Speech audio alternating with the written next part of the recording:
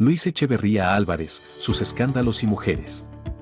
Sean todos bienvenidos a un nuevo video, donde disfrutamos de los mejores temas que hay en el mundo de YouTube. Como les he dicho antes, siempre hay buenos temas, y el de hoy no será la excepción. El tema del que les hablaré hoy es sobre un político mexicano que, a veces, pasa desapercibido, pero que en el fondo, hizo muchas cosas turbias en el país. Tal vez, porque le tocó gobernar después de Gustavo Díaz Ordaz, este personaje quedó a la sombra. Hoy, les revelaré muchos episodios oscuros que se vivieron durante su gobierno. Tal vez aún no saben de quién estoy hablando, me refiero al presidente de la República Mexicana, Luis Echeverría Álvarez. Sí, amigos, uno de los priistas de hueso colorado que supo aprovechar muy bien su posición como alto mandatario. Espera, ¿el qué? Hoy conoceremos detalles de su vida a través de sus amores y escándalos y cómo sus decisiones afectaron el destino del país.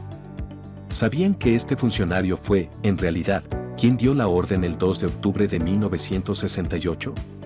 ¿O que este presidente estaba en contra de la música rock, censurando el Festival de Avándaro?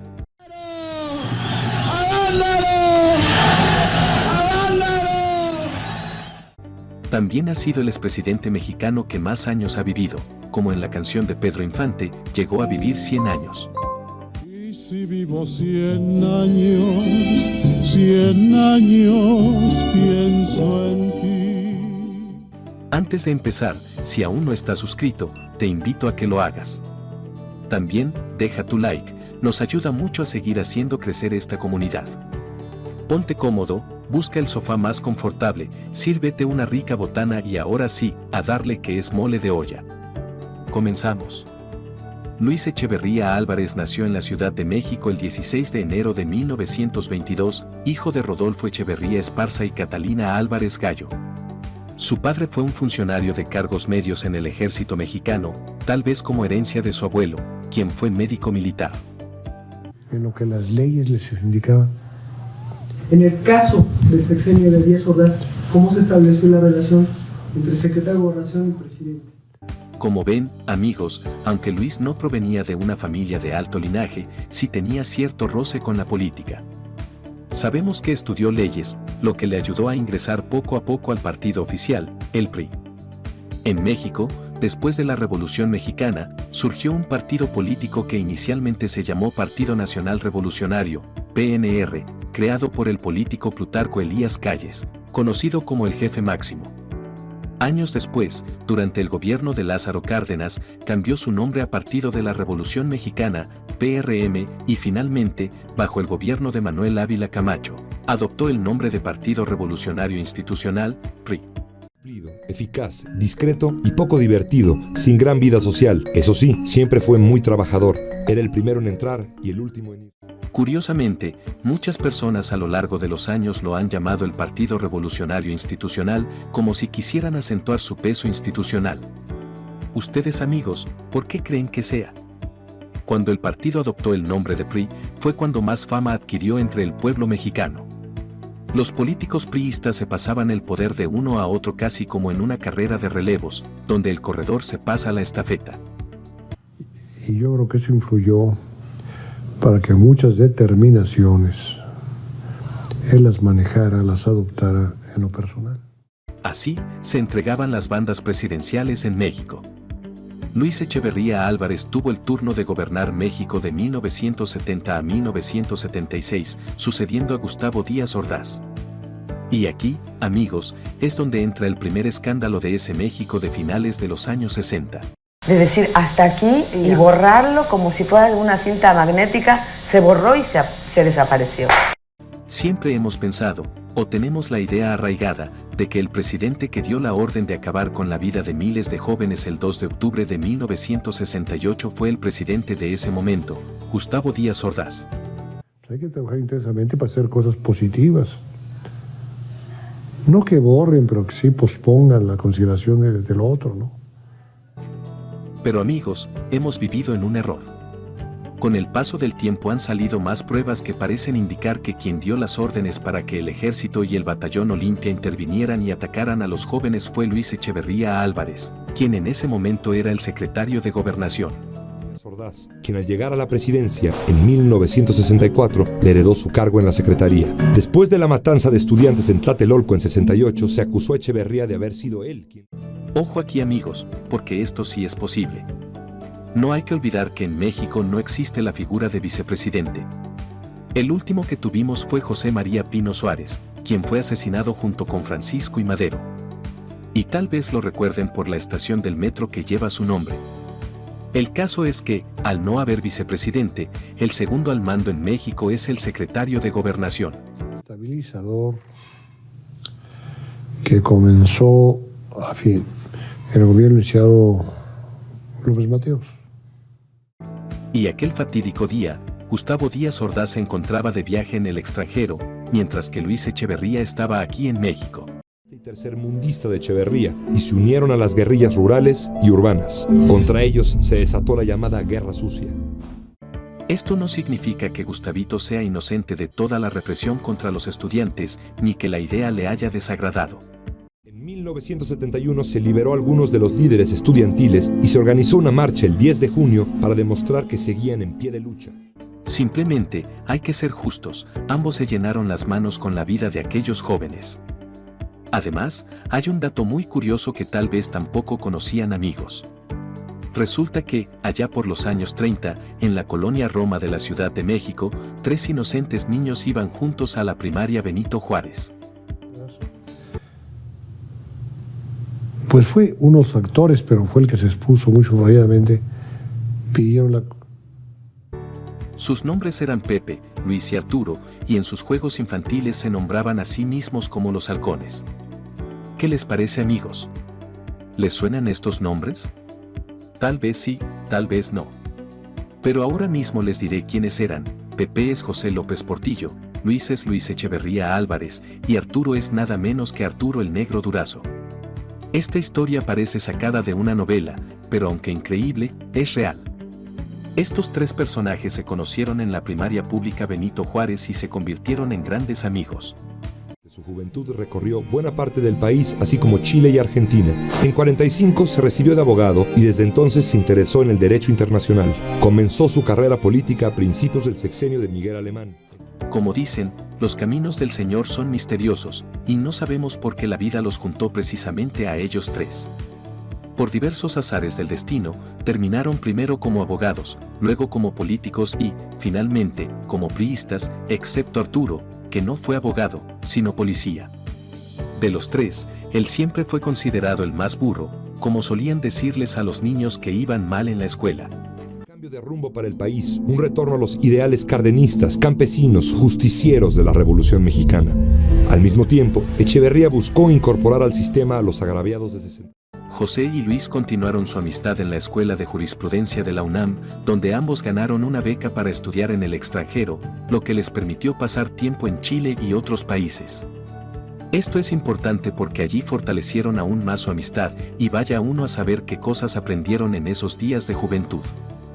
Y hablando de juventud, aquí es donde entra otro dato interesante sobre Luis Echeverría, su primer amor. Resulta que el primer amor del futuro mandatario fue nada más y nada menos que la hija de Diego Rivera. ¿Cómo ven, amigos? El señor Echeverría nos sigue dejando con el ojo cuadrado. Pues, ¿qué les parece, amigos? Luis Echeverría, todo un estratega en el amor, se enamoró de Guadalupe Rivera, una de las hijas del afamado muralista guanajuatense Diego Rivera. Guadalupe Rivera Marín, hija de Diego y la escritora Guadalupe Lupe Marín, nació en la Ciudad de México el 23 de octubre de 1924. Al igual que Luis, estudió Derecho, y ya en su adultez se dedicó al mundo de la historia y la defensa de las artes en México. Aunque no se sabe mucho de su noviazgo, es probable que se hayan conocido en los círculos intelectuales y grupos de estudio que ambos frecuentaban. No fue un romance que trascendiera demasiado para ninguno de los dos, pero lo que sí está claro es que Luisito no daba pasos en falso. El muchacho sabía en qué liga jugar. No parece coincidencia que se fijara en la hija de un renombrado pintor, rodeándose de figuras importantes, en lugar de buscar a una joven fuera de ese mundo de privilegios. Lo interesante es que Luis conservó una relación excelente con Diego Rivera y con la famosa Frida Kahlo, la madrastra de su novia, probablemente con la intención de seguir manteniéndose cerca de los bien posicionados. Hay museos que te invitan, hay museos que te atrapan, hay museos que se llenan de historia y no la dejan escapar. Y aquí viene lo mejor, amigos. Dentro de sus visitas a la famosa Casa Azul, hogar de Diego y Frida, conoció a quien sería el amor de su vida, su esposa y compañera, María Esther Suño Arce. ¿Cómo ven, amigos? Luis Echeverría, todo un maestro de las conexiones. En la casa de la ex encontró de nuevo el amor. Este señor nos deja con el ojo cuadrado, o quizá era más listo de lo que muchos imaginaban. ¿Quién era la señora María Esther Suño? Ahora mismo se los cuento, amigos. María Esther nació en Guadalajara, en Jalisco, el 8 de diciembre de 1924, hija de un político que fue gobernador del estado de Jalisco. No cabe duda, Luisito, le diste al clavo. No, amigos, si de tonto no tenía un pelo el señor Luis. Bueno, continuemos con la descripción de la novia.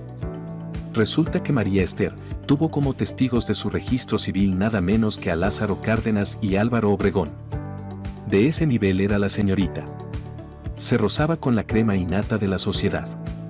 Luis Echeverría y María Esther llegaron al altar el 2 de enero de 1945.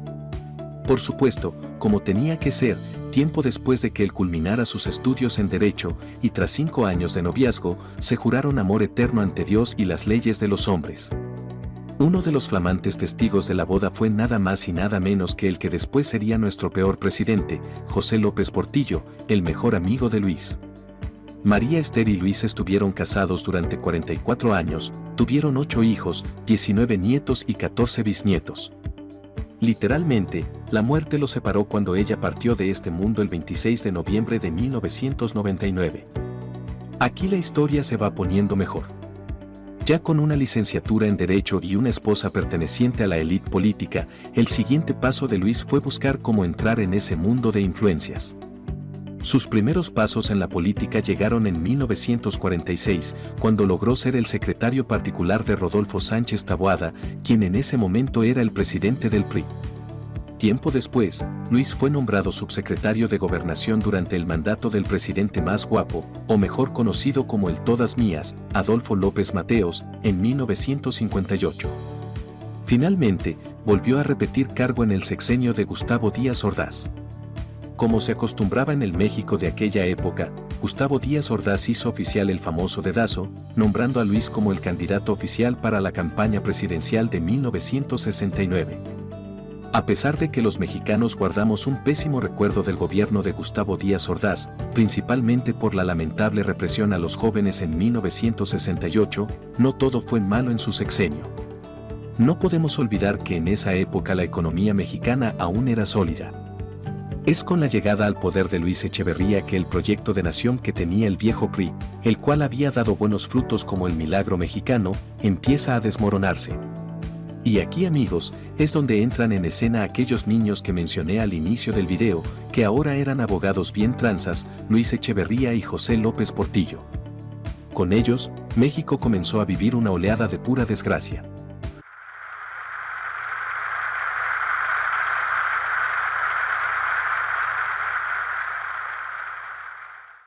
Para 1970, México había dejado atrás muchas viejas costumbres y los jóvenes eran cada vez más rebeldes.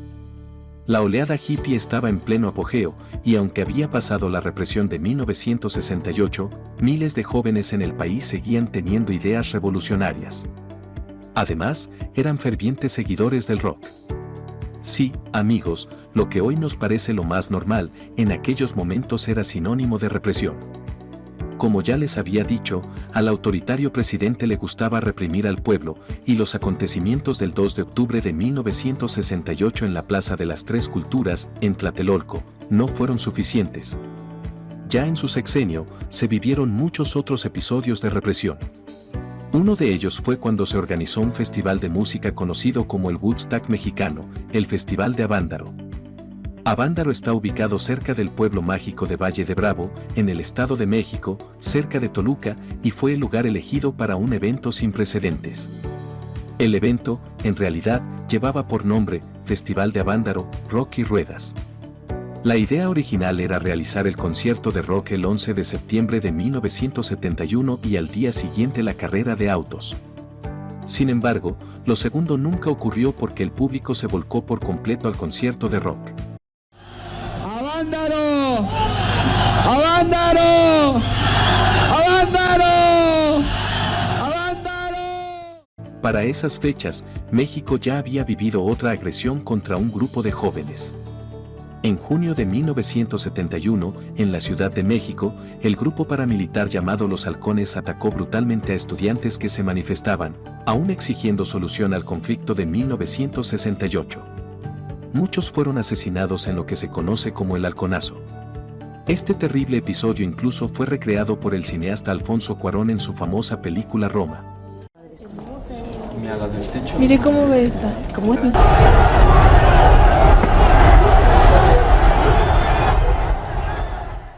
Esas situaciones tenían a la juventud enojada y decepcionada, y fue mediante la música y algunos gustillos ilegales como se manifestaron en aquel festival. Claro amigos, no todo fue tan escandaloso como lo manejaron los medios de comunicación de la época, cuyos titulares describían supuestamente puro descontrol. Lo que sí se sabe que pasó aquella noche es que tocaron 11 bandas de música hippie, ofreciendo la diversión que los jóvenes, llamados hippitecas, necesitaban después de todos los abusos del gobierno priista. Las bandas que se presentaron en esa ocasión fueron los Dug Dugs, El Epílogo, La División del Norte, Tequila, Peace and Love, El Ritual, Bandido, Los Jackie con Marita Campos, Tinta Blanca, El Amor y Three Souls in My Mind. La banda número 12, Love Army, finalmente no actuó.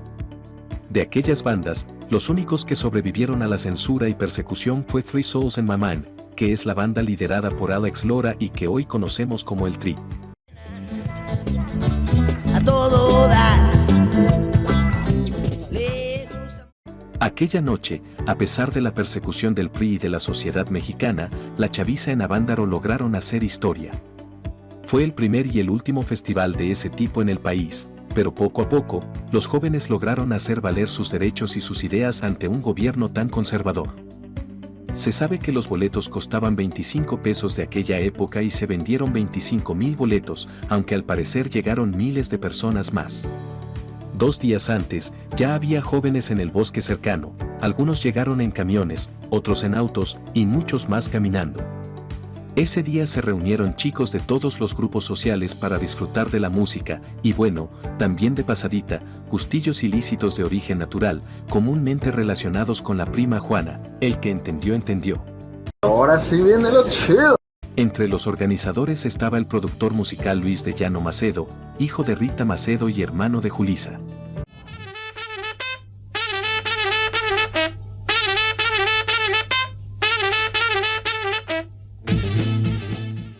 ¿Ustedes amigos recordaban este episodio de la vida en México?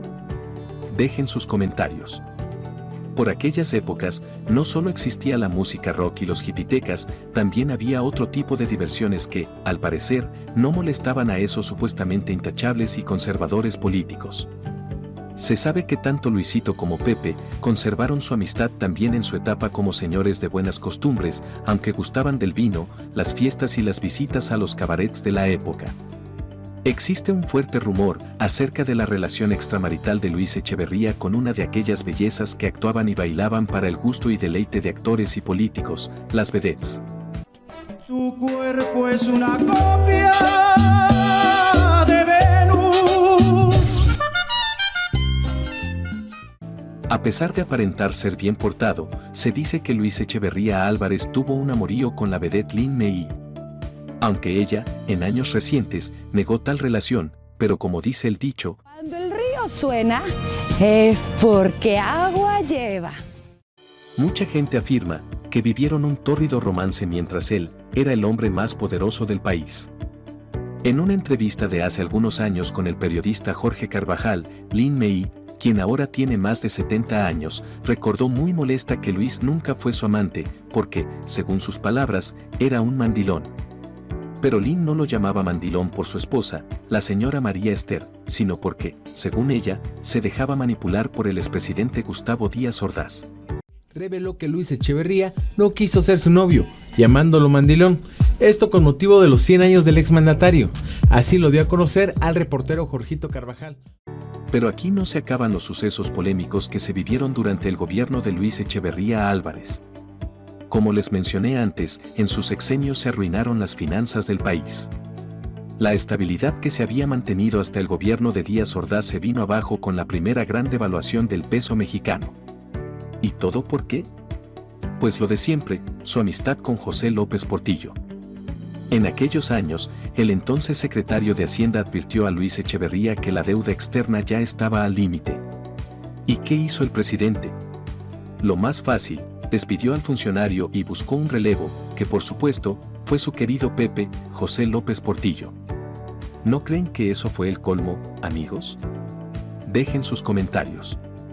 Como era de esperarse, y como ya sabemos, el resultado de los experimentos de estos dos alegres compadres fue una devaluación del peso mexicano que dio inicio a una gran crisis financiera en el país, una crisis que se agravaría aún más durante el gobierno de José López Portillo. Entregaré con toda mi esperanza, con toda mi certidumbre de mexicano, el mandato supremo de la República a José López Portillo. Al inicio del video les mencioné que Luis Echeverría vivió exactamente 100 años, tiempo más que suficiente para convertirse en uno de los presidentes más criticados por el pueblo mexicano.